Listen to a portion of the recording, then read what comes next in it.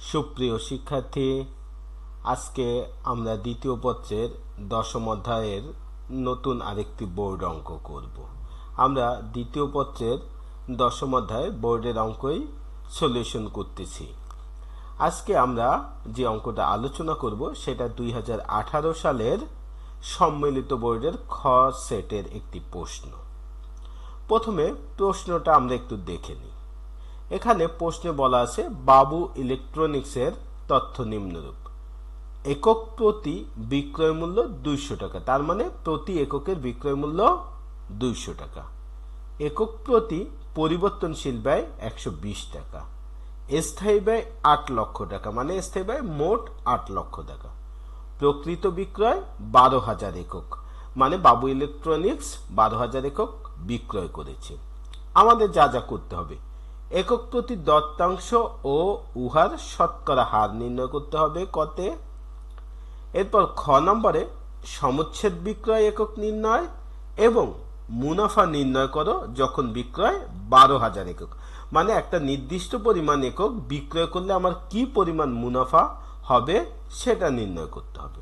এবং গতে বলেছে যদি বিক্রয় মূল্য একক প্রতি 10% কমানো হয়, মানে বিক্রয় মূল্য আগে যা ছিল তার থেকে যদি 10% কমানো হয় এবং বিক্রয়ের পরিমাণ 20,000 একক হয়, মানে আগে বিক্রয়ের পরিমাণ ছিল 12,000 একক, কিন্তু গ নম্বরে বলছে যদি বিক্রয়ের পরিমাণ 20,000 একক হয় তবে সমচ্ছেদ বিক্রয় ও মুনাফা নির্ণয় করো। ওকে, চলো তাহলে আমরা শুরু করি। কতে আমাদের ছিল একক প্রতি দত্তাংশ। একক প্রতি দত্তাংশের সূত্রটা আমাদের কি? আমরা জানি একক প্রতি দত্তাংশ সমান সমান কি আমাদের একক প্রতি বিক্রয় মূল্য এবং বিয়োগ একক প্রতি পরিবর্তনশীল ব্যয়। একক প্রতি দত্তাংশ সূত্র কি? একক প্রতি বিক্রয় বিয়োগ একক প্রতি পরিবর্তনশীল ব্যয়। একক প্রতি বিক্রয় বিয়োগ একক প্রতি পরিবর্তনশীল ব্যয়। তাহলে একক প্রতি বিক্রয় আমার ছিল 200 টাকা। একক প্রতি বিক্রয় কত ছিল? 200 টাকা। তাই আমি এখানে লিখলাম 200 টাকা। এবং একক প্রতি পরিবর্তনশীল ব্যয় দেখো আমার কত ছিল প্রশ্নে? একক প্রতি পরিবর্তনশীল ব্যয় ছিল 120 টাকা। তাই আমি এখানে লিখলাম 120 টাকা। তাহলে আমার একক প্রতি দত্তাংশ কত বের হয়? 80 টাকা। আরেকবার তোমরা ভালো করে খেয়াল করো, একক প্রতি দত্তাংশের সূত্র কি? একক প্রতি বিক্রয় বিয়োগ একক প্রতি পরিবর্তনশীল ব্যয়।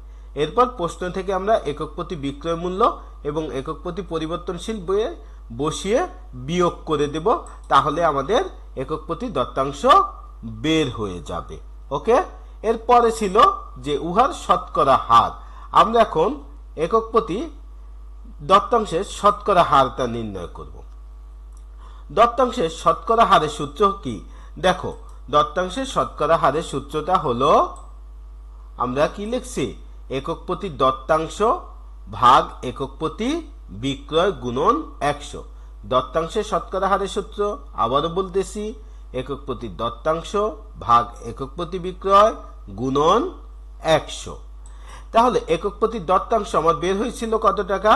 একক প্রতি দত্তাংশ আমার বের হয়েছিল ক নাম্বারের শুরুতে আমরা করেছিলাম, একক প্রতি দত্তাংশ বের হয়েছিল কত?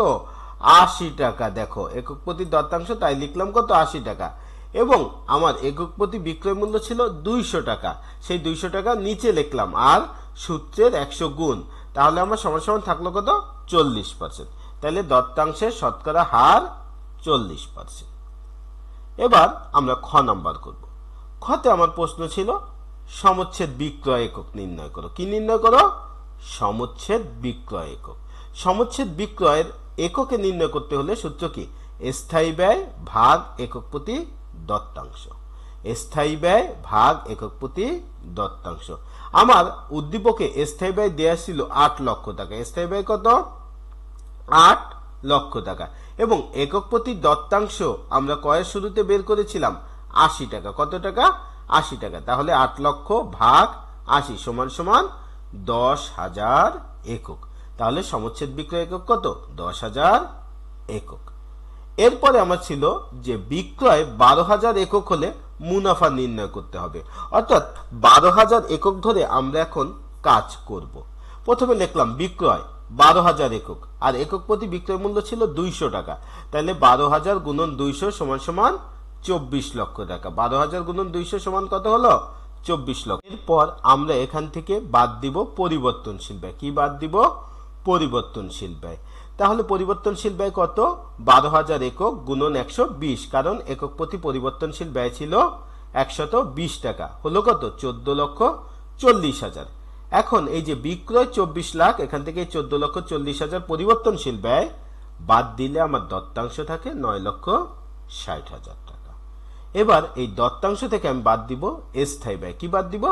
স্থায়ী ব্যয়। আমার উদ্দীপকে স্থায়ী ব্যয় দেয়া ছিল 8 লক্ষ টাকা। কত দেয়া ছিল? 8 লক্ষ টাকা। তাহলে 9,60,000 থেকে 8 লক্ষ বাদ দিলে আমার মুনাফা থাকবে কত? 1,60,000 টাকা।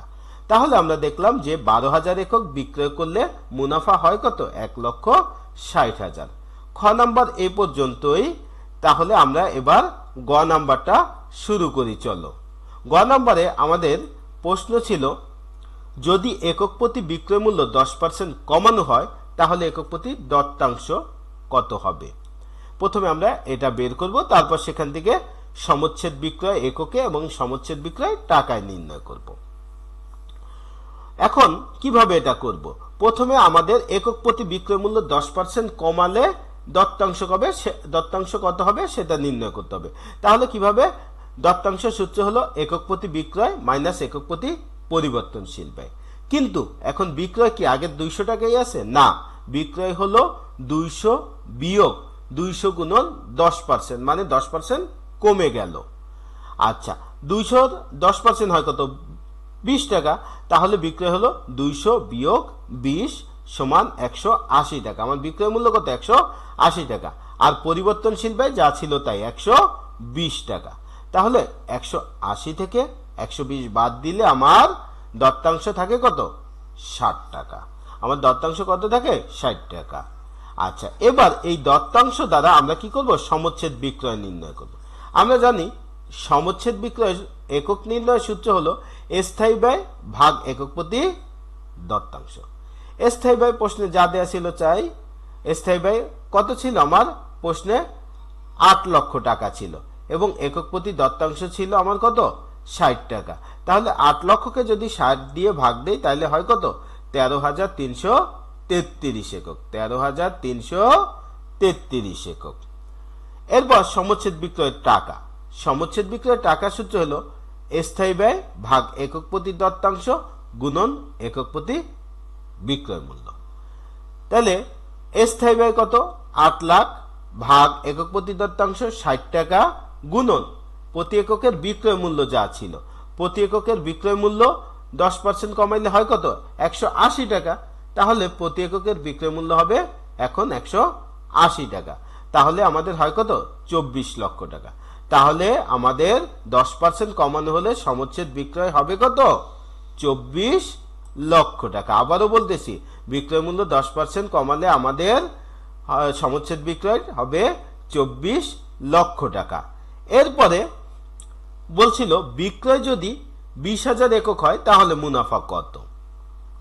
আমরা এখন 20,000 এককে মুনাফা নির্ণয় করব। তাহলে কিভাবে নির্ণয় করব? প্রথমে বিক্রয় 20,000 গুণন 180। 180 কেন? কারণ ওই যে 10% বিক্রয় মূল্য কমিয়ে দিছি 200 টাকা। তাহলে 200 টাকা 10% কমালে হয় কত? 180 টাকা। তাহলে বিক্রয় মূল্য 20,000 গুণন 180 সমান 36 লক্ষ টাকা। এই বিক্রয় মূল্য থেকে আমি বাদ দিব পরিবর্তনশীল ব্যয়। পরিবর্তনশীল ব্যয় কত? ওই আগের মতোই 20,000 গুণন পরিবর্তনশীল ব্যয় কত? 120। তাহলে 20,000 গুণন 120 সমান কত? 24 লক্ষ টাকা। এখন 36 লাখ থেকে এই 24 লাখ বাদ গেলে আমার দত্তাংশ থাকে কত? 12 লক্ষ টাকা। দত্তাংশ থাকে কত? 12 লক্ষ টাকা। এইটা থেকে আমি বাদ দিব কি? স্থায়ী ব্যয়। কি বাদ দিব? স্থায়ী ব্যয়। স্থায়ী ব্যয় কত ছিল? 8 লক্ষ টাকা। স্থায়ী ব্যয় ছিল 8 লক্ষ টাকা। তাহলে 12 লক্ষ টাকা থেকে এই 8 লক্ষ টাকা বাদ দিলে আমার মুনাফা থাকে কত? 4 লক্ষ টাকা। আমার মুনাফা থাকে 4 লক্ষ টাকা। তাহলে 20,000 একক বিক্রয় করলে আমার মুনাফা দাঁড়ায় 4 লক্ষ টাকা। এই ছিল আমাদের মোটামুটি আজকের যে বোর্ডের অঙ্কটা করলাম সেই অঙ্কটা। তোমরা ঠিক এই অঙ্কের অনুরূপ একটি অঙ্ক আমি হোমওয়ার্ক হিসাবে দিয়েছি, শুধু টাকার অ্যামাউন্টগুলো চেঞ্জ করে, পার্সেন্টেজগুলো একটু চেঞ্জ করে। তোমরা বাসায় এটা করার চেষ্টা করবে।